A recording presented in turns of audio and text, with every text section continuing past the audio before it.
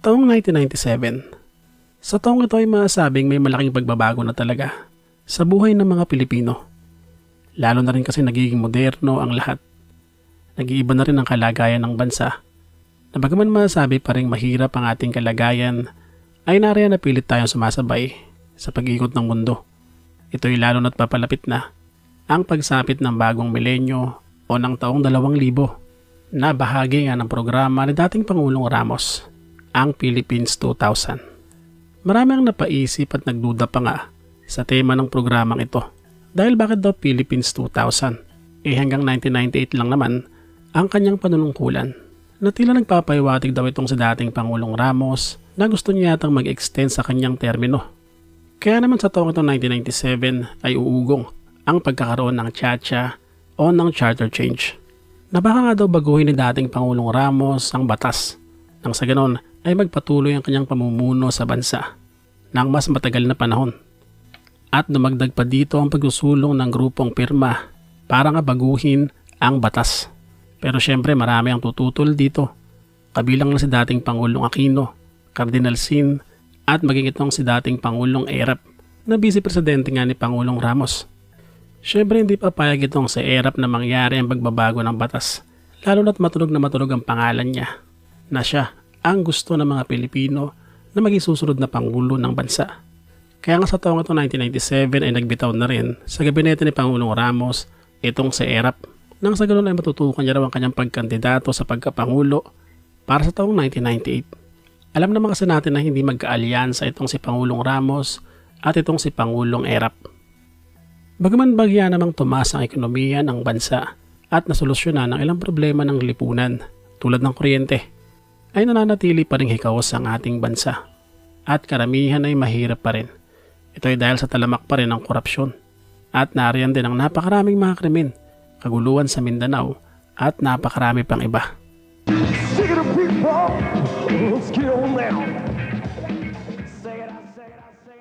Sa pagpasok ng taong 1997 ay marirelease ang album na Yugyugan Na ng bandang POT na isa sa sumikat na rock song sa dekada 90. January 3 naman nang umiral ang Alien Social Integration Act o ang batas ng Bureau of Immigration laban sa mga foreigner na may mga masamang gawain at illegal na nag-i-stay sa ating bansa. Dahil naman sa kabayanihan ng batang si Rona Mahilom sa kanyang pagliligtas sa kanyang mga kapatid sa nasusunog nilang bahay, January 7, nang kilalanin ni Pangulong Ramos ang kanyang kabayanihan at syempre nakilala rin siya sa ating bansa. January 7 din na magpasimula sa ABS-CBN ang isa din sa tumatak na educational TV show noong dekada 90, ang Matinik. Na bagaman marami ang ayaw ng ganitong asignatura, ay na-enjoy naman ng mga batang 90s ang panonood ng programang ito. Dahil kahit paparo ay nakakatulong ito sa pag-intindi sa aritmetika. January 17 naman, nang arestuin sa Bagak, Bataan ang Zamboanga del Norte congressman na si Romeo Halusos. Ito ay sa iba't ibang kasong sexual at na-sensationalize ang kasong ito dahil syempre politiko ang involved tulad nung nangyari kay Mayor Sanchez. January 19 naman, nang ganapin naman ng PBA draft kung saan bahagi ng draft na ito ang mga pilam na players na sina Andy Sigel bilang first pick at ito naman si Nick Velasco na second pick. Kinuha ng Mobiline nitong si Sigel at Popcola naman itong si Nick Velasco. At kinuha naman ng Santa Lucia na third pick itong si Jason Webb. Bumungad din sa taong ito ang isang bus accident sa Labo, Camarines Norte nang mahulog ito sa isang bangin kung saan 11 mang binawian ng buhay. January 28 naman, ilang mga unggoy naman ang napilitang paslangin ng mga otoridad gamit ang lethal injection. Ito ay sa isang farm sa Calamba sa Laguna dahil sa banta ng pagkalat ng sakit na Ebola. Kung saan nilang unggoy na kasi ang dinapuan ng sakit na ito at binawian ng buhay.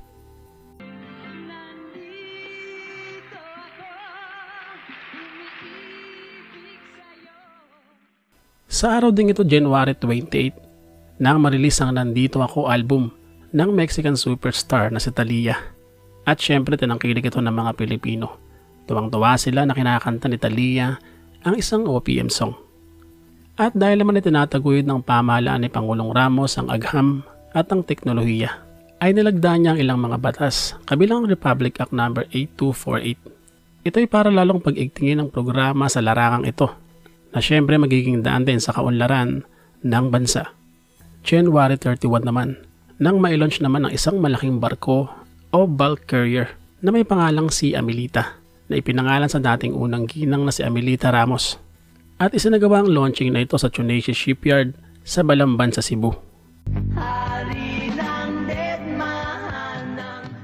At January 31 din, nang ma-launch naman ang ikatlong studio album ng bandang River Maya, na kinabibilangan ng 16 na kanta, kabilang mga kantang If, LC, Hinahanap-hanap kita, at Kung Ayaw Mo Wag Mo. At dahil sa dami ng mga magandang kanta sa album na ito, ay syempre bumenta rin ito ng maraming kopya. Huwag ka na mag-alala. Sa taon ding ito ay marirelease din ang album na Brugudoy's Tungtugudoy, ang ikalawang album ng bandang parokya ni Edgar sa ilalim ng Universal Records. Nakapaloob naman dito ang mga kantang Sampip, Harana, Sayang, O Katukat at ang Silver Toes, mga kantang sumikat din sa bansa at naging bahagi rin ng buhay musika ng mga Pilipino. Sa buwan naman ng February 2, nang ma-launch ang Sunday Noontime Show na SOP o Sobrang Okay Pare. Ito ay sa GMA7, programang ipinantapat sa ASAP ng ABS-CBN. Ang programa ay naging bahagi din ng buhay ng mga Pilipino. Ilan sa mga naging host nito ay si Regine Velasquez o Gal Casid at si Jaya. At 2010 nang ito ay magtapos na umabot ng 672 episodes. February 3 naman nang ipatigil ang pagbebenta ng GSIS ng 51% share nila sa Manila Hotel sa isang Malaysian company. Ito ay dahil sa pagpapasya ng Korte Suprema sa botong 11-4 dahil sinasabing ang Manila Hotel daw ay makasaysayang yaman ng bansa at hindi dapat ibenta sa dayuhang kumpanya. Dapat daw ay tayo lamang ang namamalakad dito. Isang krimen naman ang naganap noong February 4, 1997 nang itong si Bishop Benjamin De Jesus ay paslangin sa tapat ng Hulo Cathedral sa Hulo, Sulu. Sinasabing ito ang unang naganap na pagpaslang ng isang Roman Catholic bishop sa ating bansa. Isa si Bishop Ben sa pinakakilalang pari sa ating bansa dahil sa kanyang mga advokasya. Ang kanyang pagkamatay ay hindi nabigyan ng katarungan bagamat lumikha ito ng pagkakaisa sa pagitan ng mga Muslim at ng mga Kristiyano. Na-convict naman itong si Christopher Min noong February 6, 1997 dahil sa kasong libel na isinampa sa kanya ni Annabel Rama. Dahil sa kanyang pahayag na nagtatago raw itong sina Annabel Rama at ang asawa nito na si Eddie Gutierrez sa Amerika dahil sa kasong estafa. Kinatigan naman ng korte itong sina Annabel Rama at ang kanyang asawa kung saan ay nagbayad pa ng 1 milyong piso itong si Christopher Min para siya hindi tuluyang makulong. February 8 naman 1997 nang magpasimula ang Republic Act No. 8180 o ang Oil Deregulation Law, kung saan dito magtatapos ang 20 taon na pamamahala at pagkontrol ng gobyerno sa presyo ng gasolina. At ito ay ipapaubayan na lamang sa mga pribadong kumpanya dahilan para umalma ang taong bayan dahil tiyak na abusuhin lang daw ng mga pribadong kumpanya ang batas na ito. At tiyak na mga Pilipino lamang ang magsasuffer dito. Ayon naman sa gobyerno, kung maraming kumpanya ang magkukumpit sa pagbebenta ng mga gasolina, dahil kung mura daw ang tinda ng isa, ay mas mumurahan naman daw ng isa. Kaya naman lalo magmumura ang presyo nito. Okay sana ang ganitong ideya. Kaya nga lang nang umepekto na ang batas ay bumatay naman ito sa presyo sa ibang bansa. Sa presyong pang buong mundo. At once na magtaas ang global price, ay damay din ang presyo sa ating bansa. Na yun na nga ang nangyari sa paglipas ng panahon. Habang pataas na pataas ang global price, ay pataas din ang presyo ng gasolina sa bansa. Kaya naman hanggang sa ngayon ay usapin ng batas na ito. Ibasura na itong oil deregulation law, no? Because after 24 years, nakita natin kung gaano ang napakasamang epekto nito. At patuloy na tinututulan ng mga nasa linya ng transportasyon, maging ng mga pangkaraniwang mga Pilipino. At sa kaparehong araw, February 8 din, nang magpasimula ang programa ni Kuya Germs na Walang Tulugan with the Master Showman. Isa itong variety show sa GMA Network kung saan ay naging co-host niya itong sina John Knight, Charmaine Santiago, Jackie Lo Blanco at Shirley Puentes. Ito yung isa sa palabas ng bandang 90s na mapapanood mo kapag nagpupuyat ka or hindi ka pa inaantok. Nagtapos ang programang ito ng February 13, 2016. February 10 naman, nang marilis ang album ng bandang Blur, ang Blur, kung saan ay nakapalob ang kantang Song 2. Ito ay isang international rock song na sumikat noong dekada 90 na inaabangan pa nga sa MTV Asia.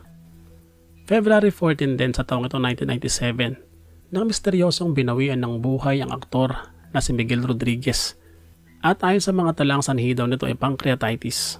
Pero nung panahon ay balitang-balita na binangungot daw ito. Kaya ito binawian ng buhay. Sa kaparehong araw pa rin February 14 ay matatatag naman ng isang restaurant, ang Jerry's Grill. Ito ay sa Tomas Morato sa Quezon City.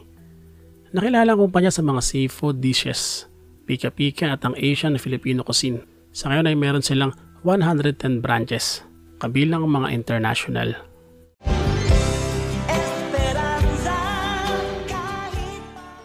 At February 17 naman nang magsimulang ipalabas sa ABS-CBN ang teleseryeng Esperanza na pinagbidaan nitong si Judy Ann Santos. Pinalitan nito ang programang Mara Clara. Kabilang din sa mga cast itong sina Wawi de Guzman, Charo Santos, Dante Rivero, Sylvia Sanchez, Joel Torre at marami pang iba. Tipikal na kwento ng isang batang mayaman na napunta sa mahirap na pamilya dahil sa isang aksidente at balang araw matutuklasan niya na siya pala isang mayaman.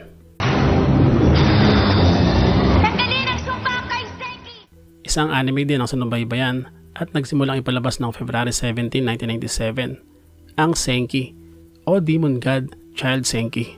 Tulad ng ibang anime mula din ito sa Monthly Shonen Jump na lumabas mula 1992 hanggang 1996 hanggang sa gawin na nga itong anime.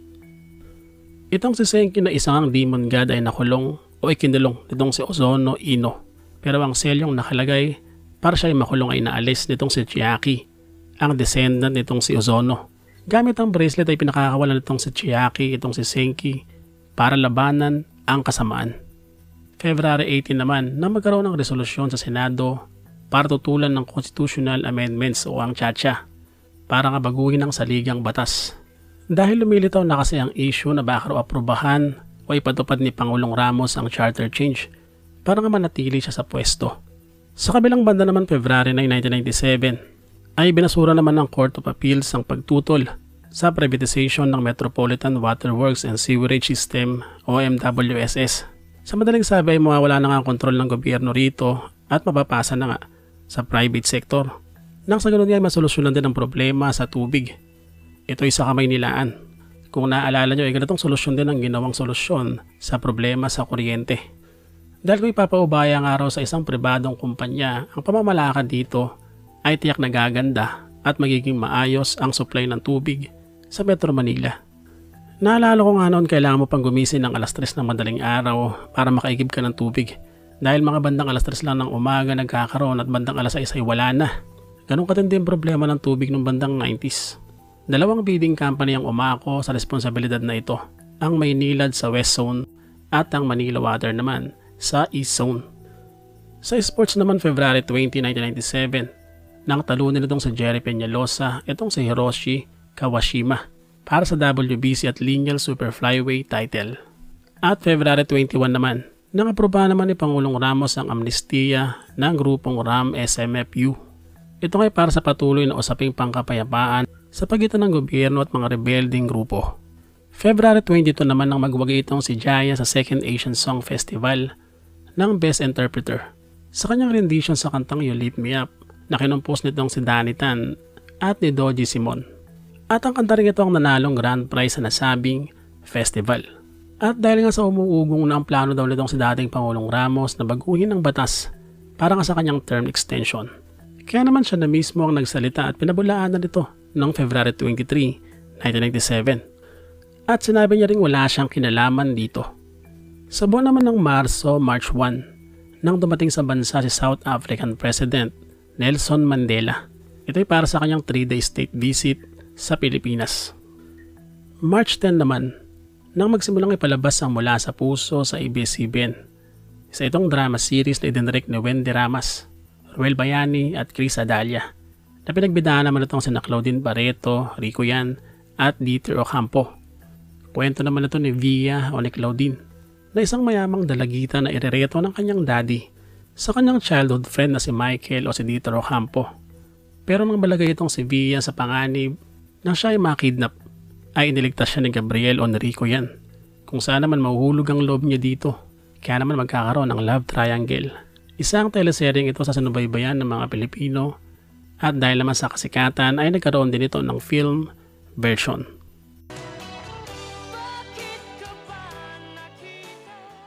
March 10 din nang marilis ang album na Just Can't Help Feelin' ng singer si Jessa Zaragoza, kung saan nakapaloob dito ang mga kantang Di Ba't Ikaw at Bakit Pa na talaga namang tatatak na OPM song sa bansa.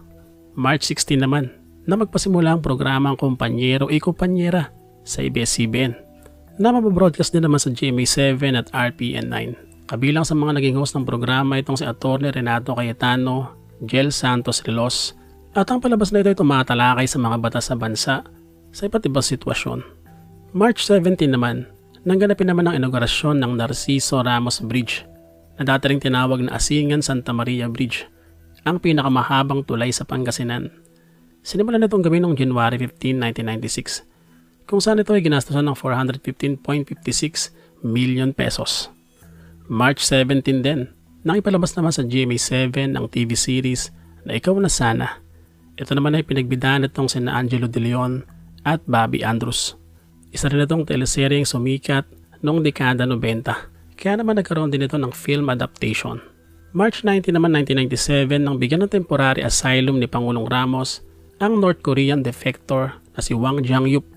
Siya ang sinasabing highest ranking defector na nanungkulan sa North Korea bilang chairman of the Supreme People's Assembly mula 1972 hanggang 1983.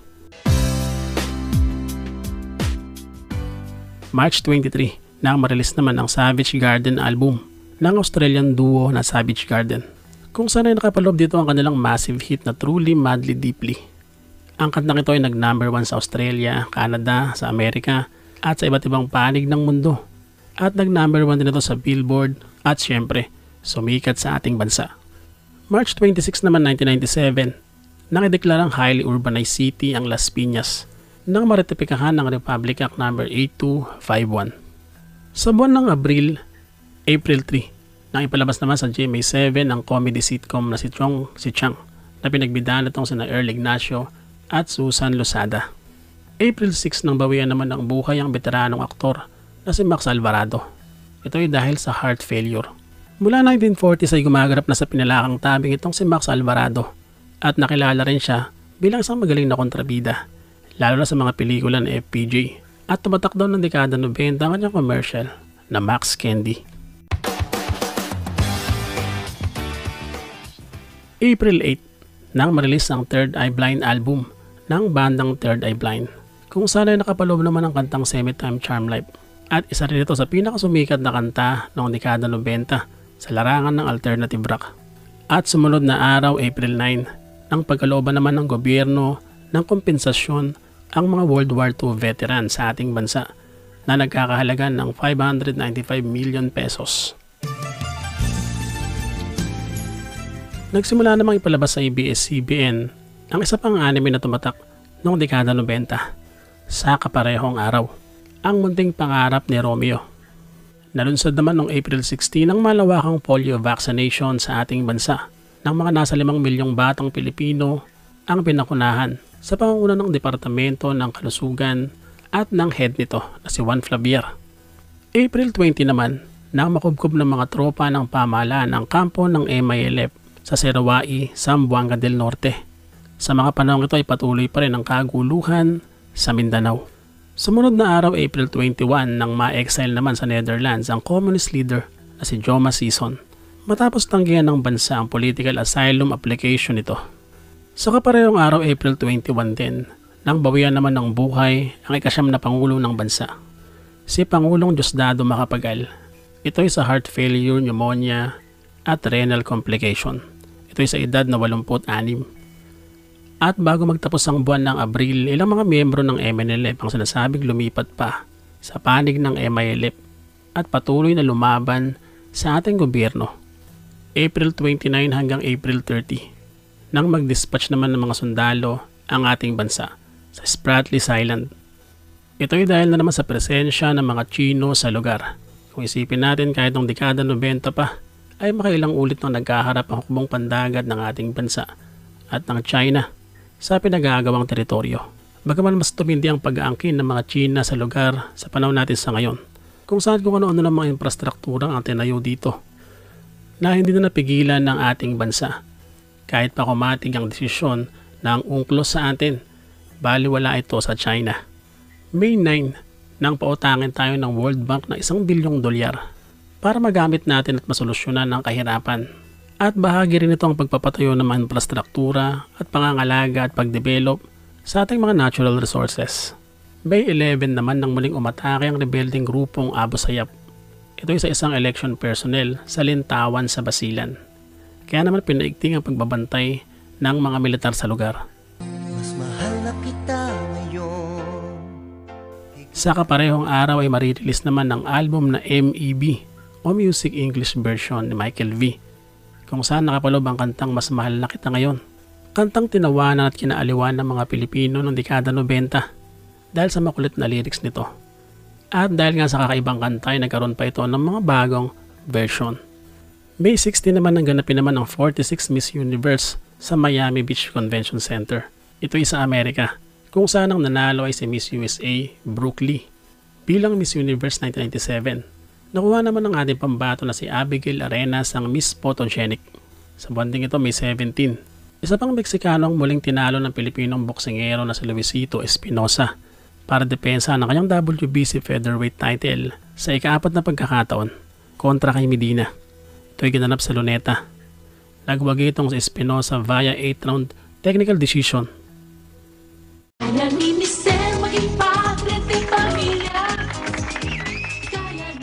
May 15 naman na magsimula ipalabas sa ABS-CBN ang TV sitcom na Kaya ni Mister, Kaya ni Mrs. na pinagbidaan ng nakakatawang tambalan nitong sina Cesar Montano at Maricel Soriano bilang mag-asawa. Ibinase ang sering ito sa isang pelikulang Kung Kaya Mo, Kaya Ko Rin. Napapatok din kasi sa takilya.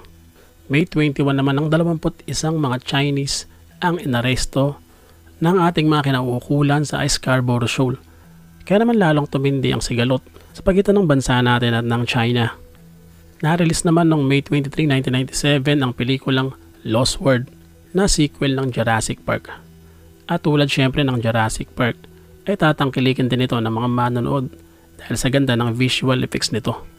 Sa katapusan ng buwan, May 31, 1997, nang i-dismiss naman ang sandigan ng kasong rap laban kay dating unang ginang na si Imelda Marcos. Ito ay dahil sa bintang na bribe sa pinatayong Human Settlements. June 2, na magpasimulang ipalabas ang sequel ng TV series na TGIS, ang Growing Up, kung saan ay bahagi pa rin ito ang mga artistang sina Angelo De Leon, Bobby Andrews, Juan Mig Bondok, Rica Feralejo, Jake Rojas, Shara Soto, Michael Flores, Red Stenberg at marami pang iba. Ito naman ay nagtapos ng February 12, 1999 na umabot naman ng 88 episodes. At dahil nga sa nalalapit na 1998 presidential election, ay nagbitaw na nga sa gabinete ni Pangulong Ramos itong si Vice President Erap bilang chairperson ng Presidential Anti-Crime Commission. Sa mga pagkakataong ito ay sikat na sikat talaga itong si Erap at sobrang bango talaga niya sa taong bayan. Kaya naman hindi maitatanggi na nangunguna talaga siya sa mga survey sa pagiging Pangulo ng bansa sa taong 1998. Ilang araw lang, June 10 naman, ay dinismiss o hindi na pinausad pa ng Korte Suprema ang isinusulong ng political group na pirma na pagbabago nga ng saligang batas o charter change. At ang pagharanga ng Korte Suprema sa pagbabago ng batas ay syempre pabor na pabor kay Erap dahil lalong lumiliwanag ang daan niya patungo sa pagkapangulo. Sa kaparehong araw, June 10, 1997 ay marirelease naman ang album ng grupong White Lies na Ahead, kung saan nakapaloob dito ang kantang First Love Never Dies, isa sa sumikat na kanta ng dekada 90 na sinasabing tunog foreigner pa nga at talaga namang naging love song at naging theme song ng mga magjojowa nung panahong ito. June 14, 1997 nang magpasimula naman ang programang Sport Unlimited ng ABS-CBN, isa sa tumatak na sport program ng dekada 90. Marirelease din sa taong ito ang Hungry Young Poets album ng bandang Hungry Young Poets na kinapapalooban naman ng mga kantang Firewoman at Torpe. 1998 nang magpalit ng pangalan ng banda at naging Barbie's Cradle na ito na pinangunahan nga nitong si Barbie. June 22 naman nang lagdaan naman ni Pangulong Ramos ang Proclamation No. 1030. Ito ay batas para protektahan ang smallest primate in the world, ang tarsier. Malaking bagay ito para manatili at maparami ang kanilang lahi.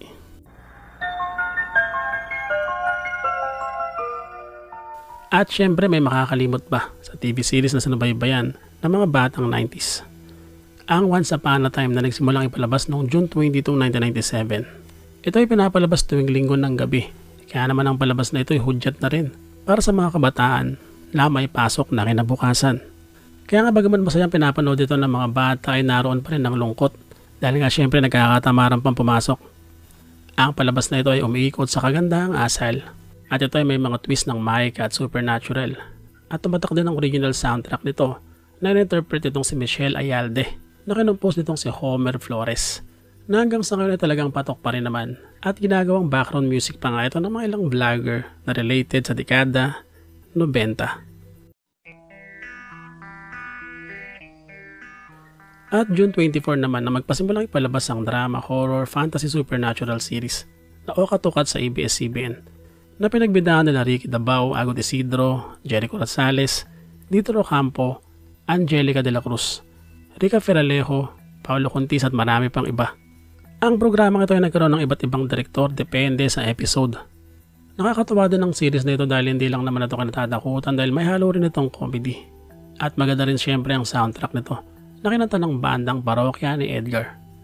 Ang programa ay nagtapos noong May 7, 2002. June 27 nang marilis naman ang international film na Face Off na pinagbidaan naman itong sina John Travolta at Nicolas Cage.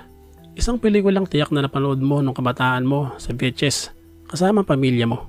Sa buwan naman ng July, malungkot na balita ang sumalubong nang bawian ng buhay ang isa sa haligi ng komedya na si Chiquito. Isa ring veteranong aktor na matagal nang pinapatawa ang mga Pilipino. Sa kaparehong araw, July 2, nakamarelis din ang international film na Men in Black na pinagbidaan itong sina Tommy Lee Jones at Will Smith. Isa din itong science action comedy film patungkol sa mga pulis na tumutugi sa mga extraterrestrial. Nakakatuwa ang programang ito dahil sa ganda ng production design at ng mga effects.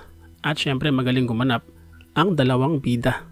July 3 naman ang dumalaw sa bansa itong si Prince Charles, isang pagkakataon na hindi malilimutan ng mga Pilipino. Bagaman ilan lang ang nakaalam nito kung saan ay nagkataon pang maulan ang mga sandaling ito.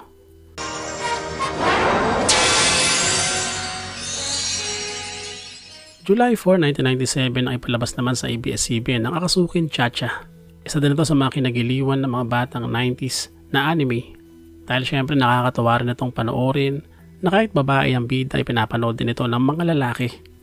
Binawian naman ng buhay ang writer at national artist for theaters and literature na si Rolando Tino. Ito ay sa edad na 6 na po. July 5, 1997.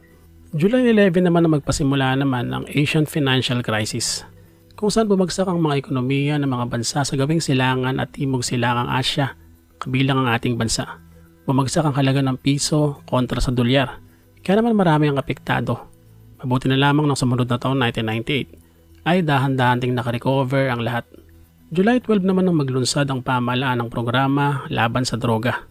Dahil sa lumalalang problema ukol dito, na uso ang pag-spray paint sa mga bahay ng mga inihinalang nagtutulak at gumagamit ng droga.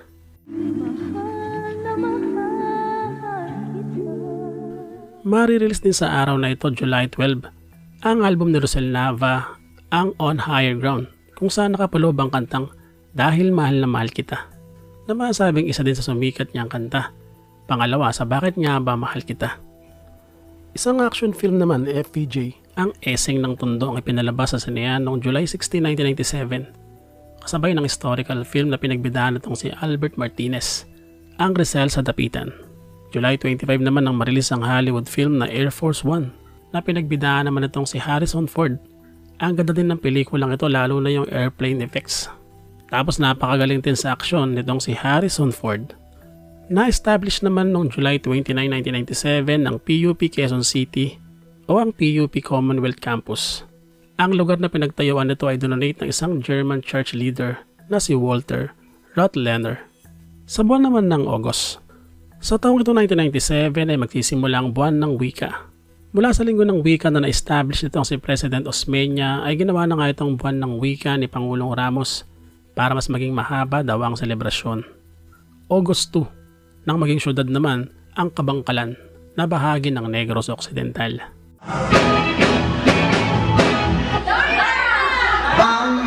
August 2 din nang mag-release ng album itong si Blackjack na noon at ngayon kung saan ay nakapaloob ang kantang Modelong Charing na talaga naman magiging isang hit song na kakantahin hanggang sa makabagong henerasyon. August 11, 1997 nang muling mag-release ng album ang Backstreet Boys, ang Backstreet Back. Ang album na ito ay sinasabing isa sa pinakamatagumpay na album ng isang boy band at kinapapalooban nito ng mga kantang All I Have to Give, Everybody Backstreet's Back at ang massive hit song na As Long As You Love Me. Ito yung panahon na kahit malate ka na sa school kapag panghapon ka, ay hinihintay mo pa rin sa top 20 ng MTV Asia ang As Long As You Love Me dahil number 1 ito. Isang trahedya naman ang naganap noong August 15, 1997 ng isang tourist ferry boat, ang FB King Roger mula sa Hong Kong ang bumaliktad at lumubog sa Manila South Harbor. 7 katawang sinasabing binawian ng buhay dito. August 18 naman 1997 nang i-launch ang news program na Headline 13 sa IBC 13. August 19, 1997 nang ma-launch naman sa China patungong kalawakan ang kauna-unahang satellite na sariling atin o gawang Pinoy, ang Agila 2. Isa itong communication satellite na gagamitin para sa commercial purposes. August 21 naman 1997 nang ma-release ang album na Be Here Now ng British band na Oasis. Isang rock album na tumatak din sa dekada 90 dahil sa ganda na makakanta dito. Kabilang Do You Know What I Mean, All Around the World, Don't Go Away at ang Stand By Me. Makakantang bumida din sa top chart sa taong 1997. Pumasok naman sa bansa noong August 27, 1997 ang Typhoon Amber o ang Bagyong Miling. Isang malakas na bagyo na tumama sa Cagayan at sa Batanes. Nagulantang naman ang buong mundo sa balitang binawian ng buhay itong si Princess Diana sa isang car accident noong August 31, 1997. Ito ay sa Paris, France. Nagluksa ang karamihan sa pangyayaring ito dahil marami ang nagmamahal at umahanga kay Princess Diana dahil sa kanyang mga kawang gawa at pagiging makatao sa kabila ng kanyang mga personal issues.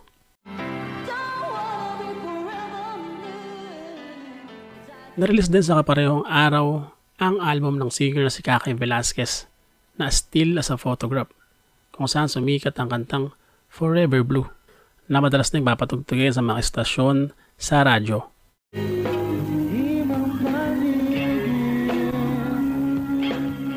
Mare-release naman September 11, 1997 ang ikalimang studio album ng bandang Eraserheads, ang Sticker Happy.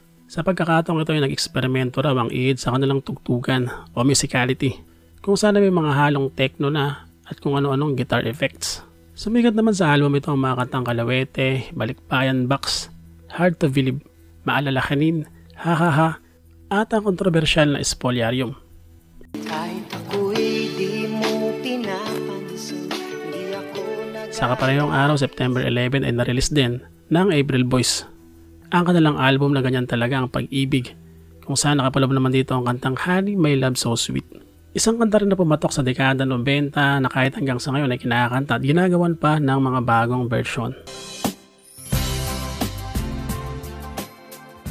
Sumunod na araw, September 12 naman, nang ma-release naman ang international album na Nating Tulus ng bandang Michael Learns to Rock, kung saan sumikat ang kantang I'm Gonna Be Around na namalagi rin sa mga top chart sa MTV Asia sa panahong ito. Sa kabila naman na nagsalita na itong si Pangulong Ramos na hindi nga siya mag-i-extend sa kanyang termino, ay nagkaroon pa rin ng rally na anti-chacha. Ito ay sa Luneta sa pamumuno ni Pangulong Aquino at itong si Cardinal Sin. September 22 naman nang maganap naman ang isang trahedya sa PNR, kung saan ay 2 tren ang nagbanggaan. Ito ay sa Muntinlupa. Siya man binawian ng buhay dito at 200 naman ang sugatan. Sinasabing isa ito sa pinakamalalang train accident sa ating bansa. October 11 naman ang ganapin naman ang 19 Southeast Asian Games sa Jakarta, Indonesia. kung saan ay nagpadala ang ating bansa ng 490 manlalaro. Sa kabuuan ay pamangatlo tayo sa rank na may 109 na bronze, 57 silver at 43 na ginto. Sa kaparehong araw, October 11, 1997, nang bawian ng buhay ang komedyante at veteranong aktor na si Dencio Padilla. Nakilala itong si Dencio sa kanyang Batanggenyo accent na bagaman 60s pa lamang ay gumaganap na sa mga pelikula, ay nakilala rin siya sa pagiging sidekick ng mga action star tulad ni Rudy Fernandez, Philip Salvador at syempre si Fernando Poe Jr. October 30 naman na magsimulang ipalabas naman sa ABS-CBN ang anime version ng Mark Twain novel na The Adventures of Tom Sawyer na kinaaliwan din ng mga batang 90s.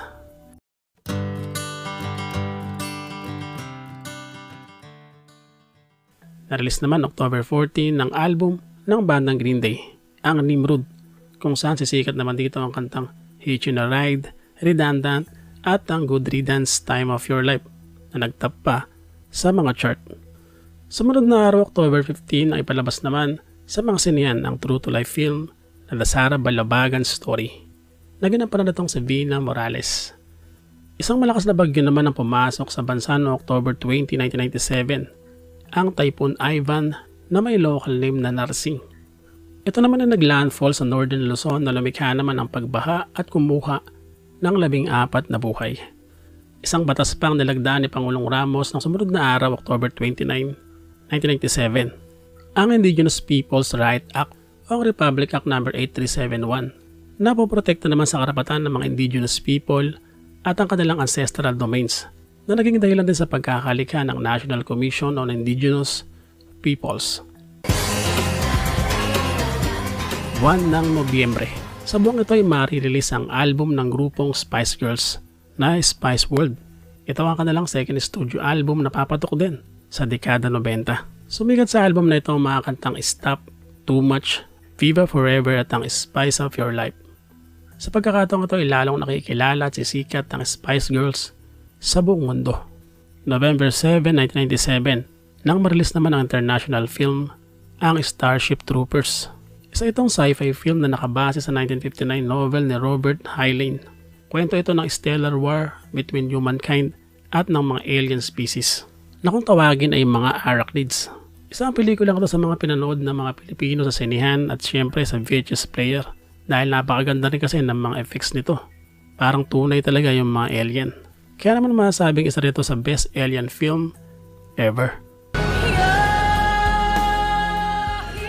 November 14 naman nang marilis naman ay 15 studio album ni Celine Dion, ang Let's Talk About Love.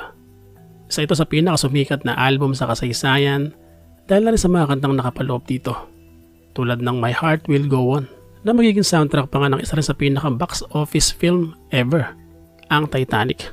Ang duet ni Celine Dion kay Barbra Streisand sa kantang Tell Him at ang Immortality naman kasama ang grupong Bee Gees. Isang bagyo pang pumasok sa bansa noong November 15, ang bagyong Pining na may dalang napakalakas na ulan. Tumama pa rin ito sa bahagi ng Luzon na naging dahilan din ng malawakang pagbaha. Ito ang huling bagyo ng taon na sa kabutihang palad ay hindi naman naging ganon na nalanta. Narelease naman noong November 22, 1997 ang Indaro album ng singer na si Jaya, kung saan ay papatok din sa masa ang mga kantang nakapaloob dito, tulad ng Dahil Ba Sa Kanya at Wala Na Bang Pag-ibig. Buwan ng Disyembre. Sa buwang ito ay ma-release naman ang album ng Concert King na si Martin Rivera na Journeys, na kinapapalooban din ng mga magagandang kanta, ang Never Say Goodbye, I'll Be There, Forever, You're My Everything at ang You Are My Song. Ang mga kantang ito ay nagiging lineup ng mga Pilipino sa Video Okay hanggang sa panahon natin sa ngayon. At isa pang album ang marirelease sa taong ito, ang album na Pure Donna ni Donna Cruz, kung saan nakapaloob naman ng mga kantang Ikaw Lang Ang Mahal, Wish, Isang Tanong Isang Sagot at marami pang iba. At ang mga kanta rin ito ay tatatak din noong dekada 90. Magtatapos din sa buwang ito, December 14, ang 1997 PBA season, kung saan ay muling tatanghaling kampyon ng Alaska sa Governor's Cup nang talunin nila ang Pure Foods. Bagaman hindi na Grand Slam ay masasabing naging competitive pa rin ang mga milkmen sa season na ito. Bagaman itong si Alvin Patrimonio ang muling tatanghalin na Most Valuable Player Award. Makasaysayan naman ng marilis ang pelikulang Titanic. Dahil sobrang sikat nito sa buong mundo, ay humawak ito ng record na highest grossing film. Sa panahon kasing ito na malapit na ang taong 2000, ay lalong gumaganda at nagiging high-tech ang mga effects sa mga pelikula. Kaya naman mas lalong na-enjoy ng mga manonood. Gaya nga ng Titanic, na talaga namang realistic ang senaryo, na parang napakalaking barko talaga na lumulubog. Sa kapareho ding araw, December 19, na isagawa naman sa Maynila ang Human Chain for Peace. Ito ay sa pangunguna ni Pangulong Ramos. Ito ay para daw express o pahalagahan ng pagkakaisa ng bansa para makamit ang kaunlaran. Ilang mga batas pa patungkol sa social reform ang nilagda ni Pangulong Ramos noong December 22, 1997. Ito ay para tuluyang maipatupad na.